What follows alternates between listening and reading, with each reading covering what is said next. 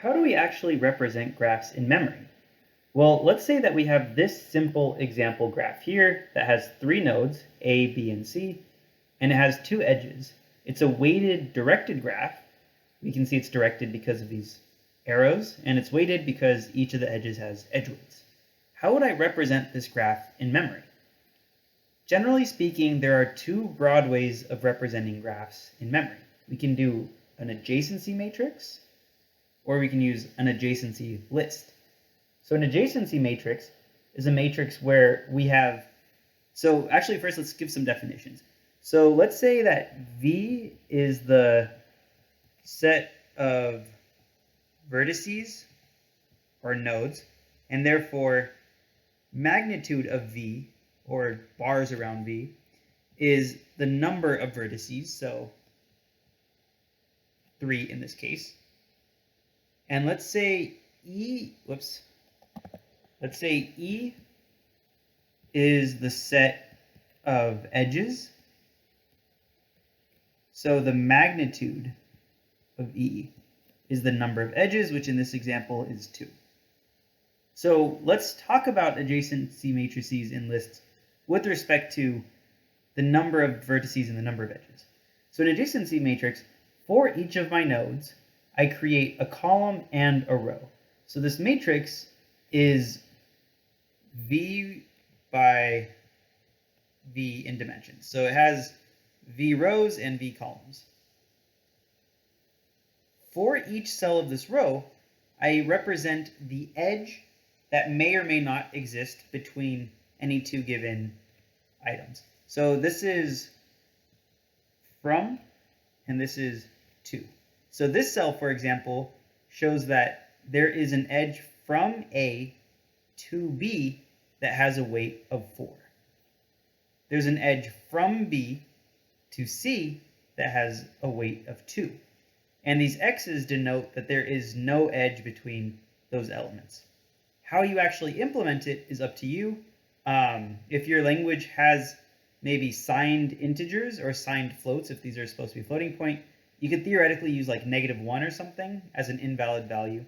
But remember that however you choose to denote an edge does not exist has to be some invalid number. For example, I wouldn't be able to use 0 because if I used 0, that would look like there's a weighted edge that just has weight 0, unless my specific context did not allow 0 weight edges. So whatever you're doing, whatever the valid possible edge weights are, your no edge weight representation must be some invalid edge weight, something that couldn't possibly be a real edge weight.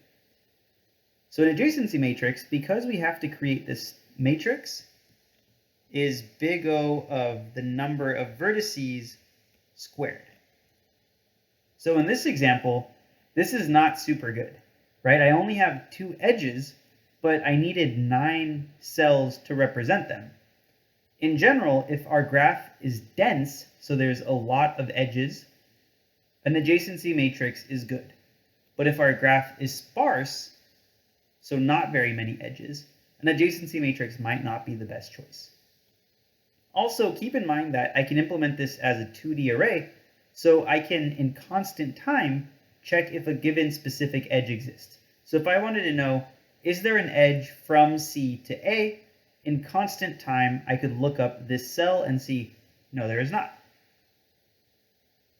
On the other hand, we have adjacency lists. So here's the same exact graph, but represented as an adjacency list. Basically, it's a list where I have one list for each one of my vertices, and this list contains all of the edges coming from that node. So these are from, and then this way is to. So this represents node A has one edge, and that edge goes to B and has a weight of 4. Node B has one edge. That edge goes to node C, and it has a weight of 2. And node C, because its list is empty, doesn't have any edges. So an adjacency list is nice because I can extremely quickly tell you the number of edges that are going out of a given node.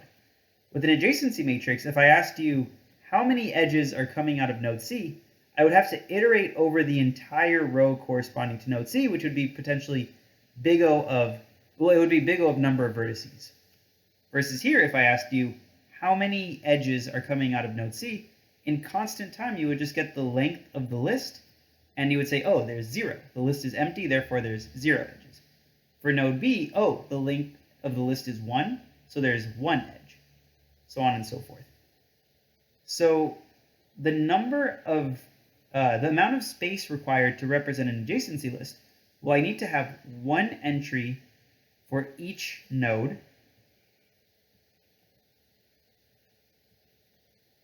and in total, I have to somehow represent each of my edges. So I have 2 edges, I have to represent them as elements in this list. So this naive adjacency list, where I have one list for every single vertex, and I store the edges in these lists, is big O of number of vertices plus number of edges. This is nice for relatively sparse graphs, so graphs that have relatively few edges, because I'm not wasting all of this space with these null, like no, there is no edge spaces. In practice, you don't have to pick between either of these two extremes. If you want, you could do some type of a middle ground. So for example, one possible modification of an adjacency list could be, well, what am I using to represent these lists? Theoretically, I could use any data structure. I could use a linked list, I could use a vector, I could use or an array list, I could use a hash table, whatever I want to do. So if my specific problem doesn't really need me to look up if a given edge exists, but I want to be able to iterate over the edges very easily, then a linked list would make more sense. Versus what if I don't care about the order in which I iterate over the edges, but I want to be able to really quickly say, does node A have an edge to node C, for example? I want very fast lookups. Then I might want to make this a hash table, or maybe even a hash map, where keys are the node that's the target and values are the weights, for example. Also, I don't necessarily need to represent every single node. For example, node C is an empty list. So theoretically, I could represent my adjacency list as this being a hash table as well. Or actually, it would be a hash map. So this could be a hash map where keys are nodes and values are their corresponding list of edges, or hash table of edges, or whatever you want.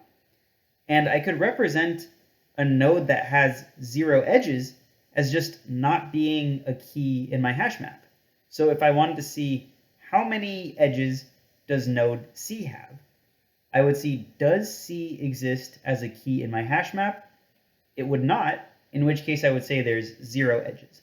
What about if I asked how many edges come out of node A? I would check, is node A a key in my hash map? Yes, it is. So I would get the corresponding list, which is the value associated with A, and I would get its size, which would be constant time. So generally speaking, there's not just a set number of ways to represent a graph. These are just the broad general approaches, but you in practice will want to design your own representation that makes the most sense for your problem at hand.